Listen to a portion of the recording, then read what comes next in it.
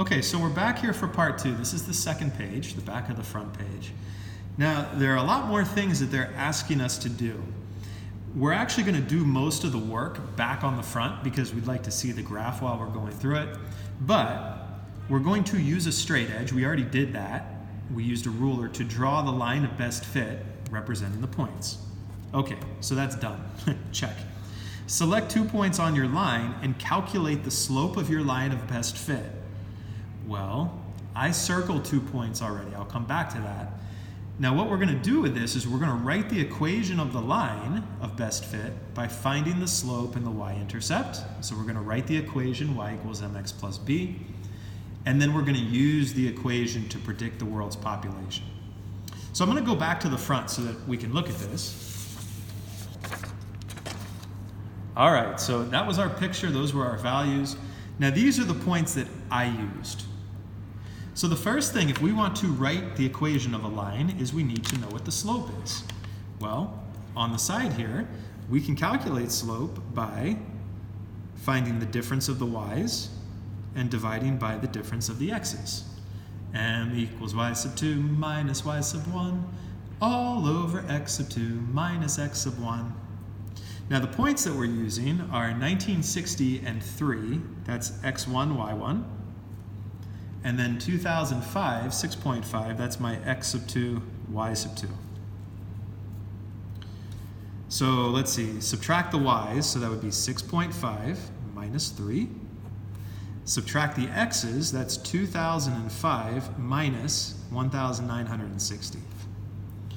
And that's going to give us 3.5 divided by 45. Now, as a fraction, if I wanted to change that to a fraction, I would get 7 over 90. I would get 7 divided by 90. Now, just to show you, so 0.0777 repeating. I'm going to keep the fraction right now. You can use the decimal, but only if you're going to use 0.07 repeating. Do not round this up to 0.08. It's actually it will significantly affect your answer in a bad way. It's going to give us a lot of error.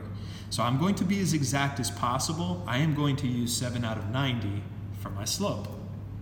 Now, to write the equation of the line, y equals, the m is 7 over 90 times x plus b.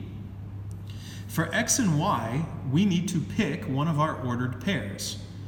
I will choose 1960 and 3.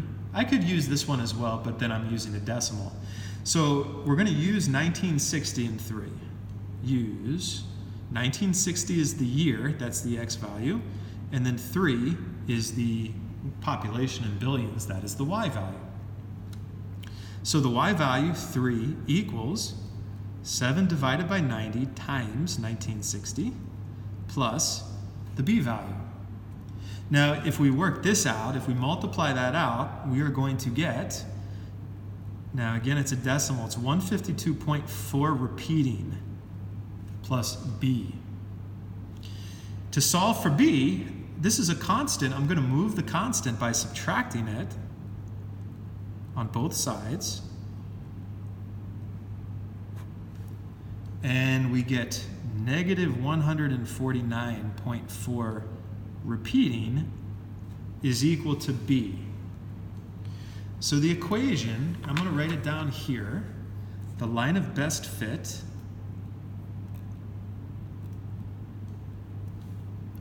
and this is G. Okay, so on the other side, this is part G. The line of best fit is y equals 7 over 90 times x, and then minus 149.4 repeating. Okay, or if you want to write it as a decimal, that's 0.07 repeating x minus 149.4 repeating. Now, this line is not going to be, well, it should match this pretty well. Okay, it should match what I've done. That should be the equation. It should match the points pretty well. Now what I can do, if I want to check this, did I graph correctly, did I do all of these things properly, I can go to my list on my calculator. Now if you have a graphing calculator, you can do this. And I would type the years into L1, and then I would type the populations into my second list. If you don't have a graphing calculator, that's okay. You don't need to do it this way. And then what I would do, sorry, I'm going through all this here. Stat calc, I would do a linear regression, L1, L2,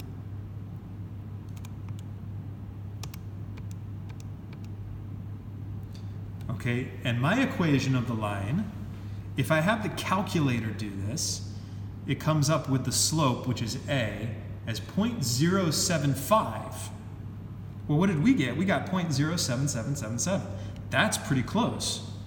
And then the y-intercept, in the calculator, it's minus 144.6. We had minus 149.4. Okay, so now the calculator is going to be more accurate, but again, for now, that's all right. We have done a pretty good job by just picking two of these points here. So that's part G. Now, part H, we want to make a prediction in the year 2050. In the year 2050, what is our y value going to be?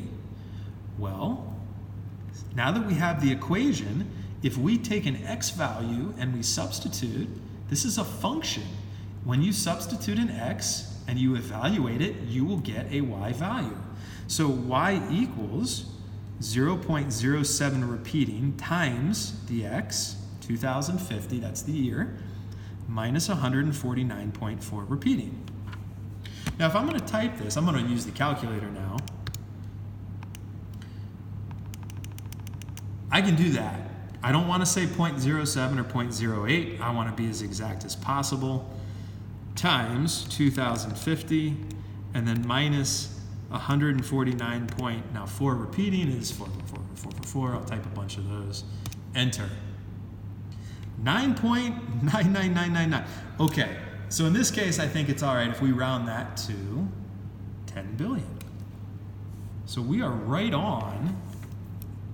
So equals 10 billion people. And that was exactly what we had. Wow, that was a pretty good estimation on our line. Not bad at all. In the year 2100,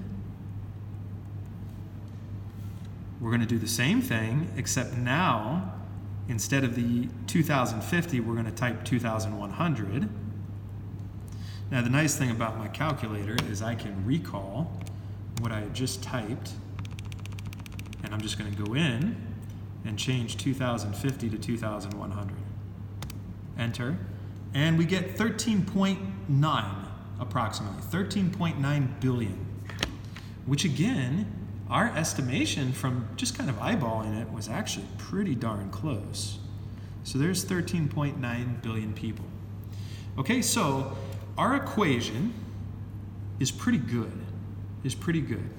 Now, if I had done this with the calculator just to show you, remember that the calculator's equation was a little bit different from mine. And I'm going to turn my graph on here.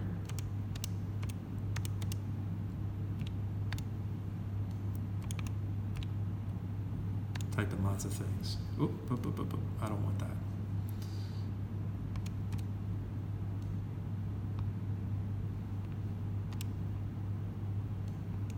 Let's see. There we go. Oh, now it's not working. Let's see. Stat plot. Turn that on. Oh, this needs to be list 2. Now it should go. There it is. There's the points, there's the line. Now, if I want to make a prediction, in the year 2050, according to the calculator's line, the population will be 9.8. Well, we're pretty close. In the year 2100, the prediction is 13.6 billion. We are really close. So The calculator is going to be more accurate, but what we've done is really good. So this line is a very good prediction based on this. Now, the one thing that you've got to understand, okay, I'm going to go on to the other page here. So our answers, we ended up getting 10 billion in part H, and we ended up getting 13.9 billion in part I. When we do the prediction, we're doing what's called an extrapolation. We have gone beyond our data. Our data in the table only goes up to the year 2010. So between 1950 and 2010, these were the actual populations of the world.